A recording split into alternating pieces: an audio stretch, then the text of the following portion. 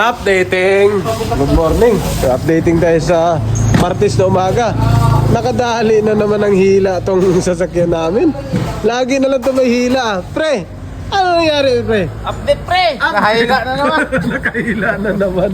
Laging nangihila to eh. Oh. Si Hokugan laging nakakahila eh. Nakahila siya ngayon ng Honda Civic FD. So ito yung first hour namin ngayon. So may bahaw ako doon na gagawing electronics. Doon mamaya ako gagawin yan. So may nahila na sila paring Ariel na FD. Tapos may pumasok naman na PMS na Fortuner na ano yan, D4D ang makina. Ayun. Tapos nahilain pa kami isa, EcoSport. Hey, updating. Pre, anong sabi? Updating, araw na Martes. Martes. Kasama yan. Updating. So dito tayo naman. May gagawin ulit tayo. Ito naman ulit. Nako. Pinadala ng kaibigan natin mekaniko sa Pasay. So gagawin natin ito mga sir. Original. Tapos doon naman, PMS sila doon. PMS ng Fortuner. Honda Civic FD na hinatak. FD na naman. First hour, yan. Hinatak ko ito. May tagas. Kasi puro dito.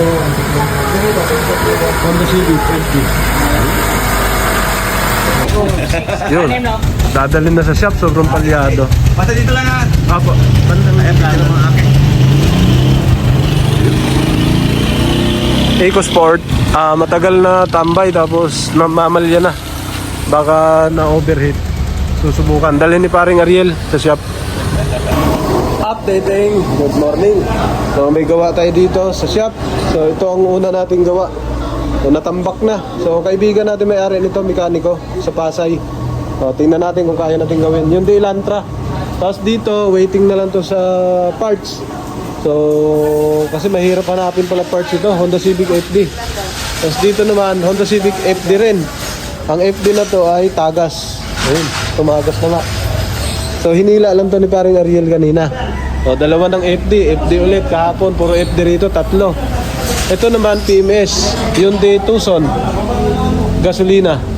PMS to, ito Toyota Fortuner D40 2.5 EGR to, tsaka PMS, maliban lang sa change oil. Okay, yan titirahin natin ngayon. Yan ang mga project. Pre, updating. Dito sa labas, ang gagawin naman EcoSport. Yung EcoSport, matagal nang hindi mandar. Hello. EcoSport, kapitbahay lang namin to. Yes sir. Tingnan natin kasi. Tapos ito naman bagong dating. Ayan. Ayaw pa rin ito bako. Sasakyan sir. Hindi nga ba ito kayo? Sinabi ko sa'yo boss na. Yun, automatic works, updating. So ito ay karaniwang ginagawa yung mga PMS na mga diesel engine. Kamukha ng mga D4D, mga ganito. Lalo yung mga ganitong edad na.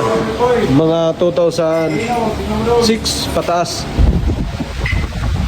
Ang mga dapat ingatan dito pagka nag-EGR cleaning o di kaya turbo cleaning, yun. Ito yung mga iingatan. Yan, ba't mo nilabas yun? Yun. Ito yung mga iingatan pagka naglinis kayo, nag-EGR cleaning, nag-turbo cleaning. Ito yung, itong hose na to sa edad ng sasakyan.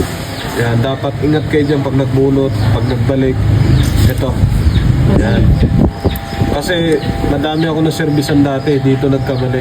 Nagdurog, pagbalik, nagkabali-baliktad. Sunog ang ECU. Ito, napaka-deadly nito. Yan. Kasi lulutong na yan katagalan. Kaya ingat talaga pagbunot nito. Tsaka yung hose na yan, yun, yung ano na yan, yung socket na yan. Ito sa ibabaw, okay lang yan. Madali na yan. Kasi external. Madali lang. Sa ito, mahirap talaga to. Pag nadurog, mahirap. So, naka-encounter na ako maraming beses yan. Pag nadurog, ayun, pagbalik, sunog ang ECU, hindi na umantar. Yung kadalasan. Kaya pagka mga edad na ganito, so mag-umpisa sa 2006, pataas, titingnan nyo maigi yung mga socket, mga wire connection, tapos yung mga bumibitaw na socket, magdidikit na kasi yun. So hindi lang EGR ang titingnan dito, mga electrical, ingatan. Okay. Updating ba? Updating. ikaw. Well, Oy, updating. yun, updating. Ito ay ECU na ang Suzuki Swift. Para lang din siyang accent. So, tingnan natin yung brand niya. Na gumawa. Infineon din, no? Meron to sa Laguna eh. Nakapunta ako dito eh sa kumpanya na to, sa Infineon. May nagpagawa sa akin yan ng accent. Engineer siya doon. Engineer siya ng Infineon. Kaya yung helmet ko, may Infineon yan, sticker. Doon yan sa kumpanya na to. Suzuki Swift. Parang ano lang din, no? Parang accent, eh. Yung sira niya, ganun din, no? Tapos, ito, parang throttle body rin, no? Oh. Parang throttle body na nila accent. Ito, parehas, boss. Kabila, sigurado, boss to. Yung brand na to. Yung board na to, boss, oh. Yan, boss. Boss. Yan. Yan, oh. May mga brand, may mga ano, logo ng boss. So, isa nga na to, galing, no? Subukan natin gawin. Ayaw daw mandar. Sana madali natin to. Right? Umugong. Yun, automatic works. May customer tayo updating. Kia Rio. Na hatchback to, hindi. Hindi, sedan. Sedan. Ang problema ni sir, matigas daw ang manibela. Matigas ang manibela, ang mga fault code ito. Loscom, canyon communication error with cluster, high speed CAN, communication bus off. Tapos lost communication, TCM. Yan ah. Tapos meron din siya sa transmission. Sa transmission, high speed CAN. Yan. High speed CAN communication. Bus off. So kailangan ma-scan talaga ang sasakyan. So airbag, EPS motor, meron din. Matigas daw ang manibela, sabi ni sir yan. CAN timeout, engine management system, EMS. So ito, chassis to. Pagka ganyan. So walang problema yan sa tigas ng manibela. Tanda rin natin kung matigas nga. Start. Yun, umandar. Ano yan? Yun, ito siya.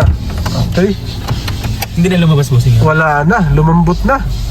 Hindi na pwedeng gawin. Wala na eh, no? Pwede na umuwi. Wala na eh. Reverse natin. Biglang nawala. Kanina, hirap na hirap silang ilipat kasi sobrang tigas daw. Okay, lumabas ang airbag.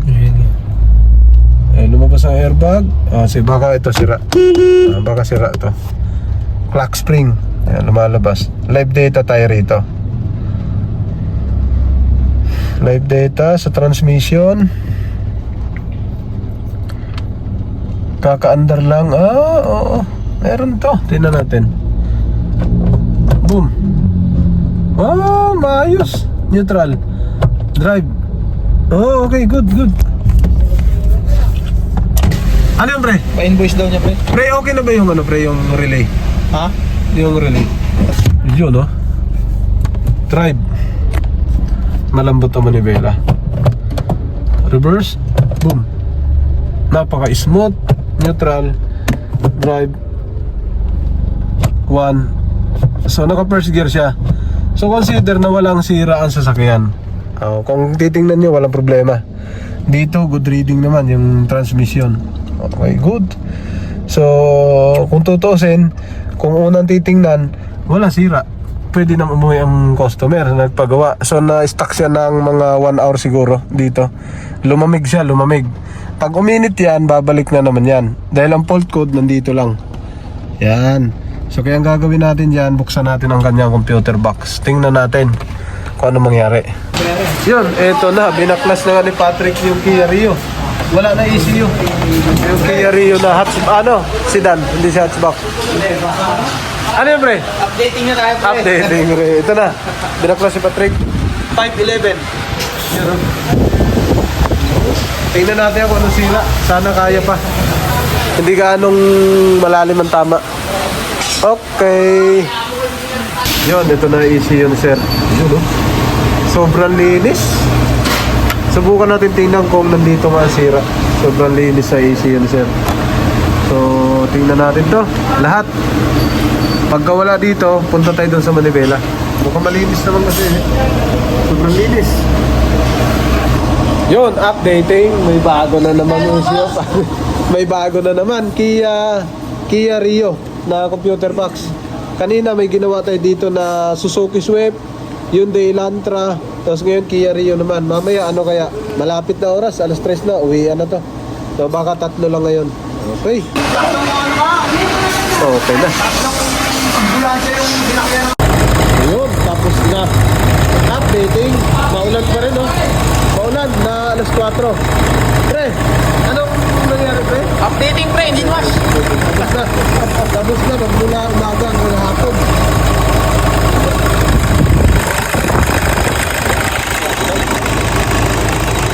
Na EDR cleaning, tapos